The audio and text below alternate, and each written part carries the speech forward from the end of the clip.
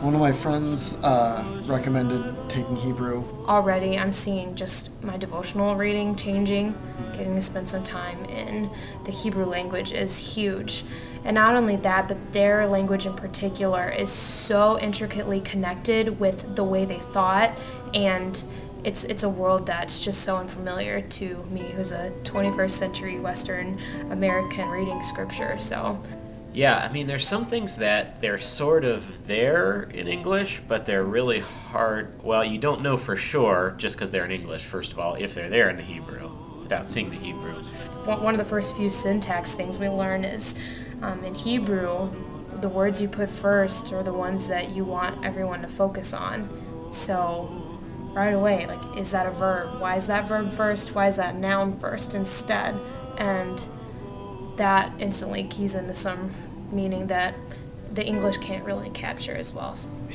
God can apparently even use grammar for His glory, and so Hebrew, I think, really brought that out. We actually get to see the 20% that are never show up in other translations. And it just makes you think about things a lot more carefully.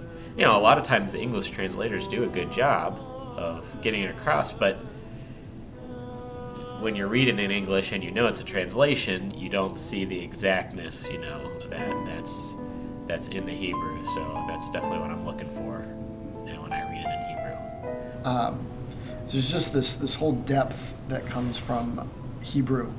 Two-dimensional is reading it in English for me, and then the third dimension comes from trying to get at the Hebrew. It's kind of ruined reading the Bible in translation now.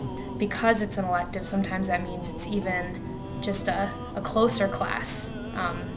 And then everyone else that's in there is also taking the plunge and being brave. So we're all sort of in it together when we take it.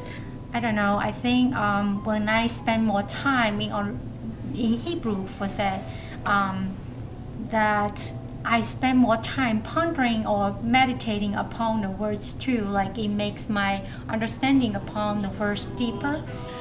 The accomplishment at the end of a year to be able to just read it out loud and to feel what the words are a little more, I mean, is in and of itself kind of a reward. That's pretty cool. That's beyond just like some, you know, tangible ministry benefit. And of course, if you know how to translate those, and then you can help others around you to understand, to get insights out of your understanding. It's been very transferable for me, even to junior high Sunday school class, basics, obviously, but, you know, in ways that can benefit them. I kind of think we're all sort of at the point where if we're choosing to further our education at this level, it's because we want to be set up for lifelong learning. One of the biggest ways of doing that is to take the plunge and be brave and courageous and dive into the original languages. We hear a lot in churches and in ministry about, you know, little details about here's what's going on behind these words and things like that. And I think as responsible ministers, we need to be able to speak to that a little more firsthand. For me personally, that's why I chose this, even though it was an elective. And honestly, from the perspective of someone who has never really had an affinity or a quick grasp of foreign languages, I'm definitely glad I took the class. It really depends on what do you want to get out of the scripture. I got a lot out of the class.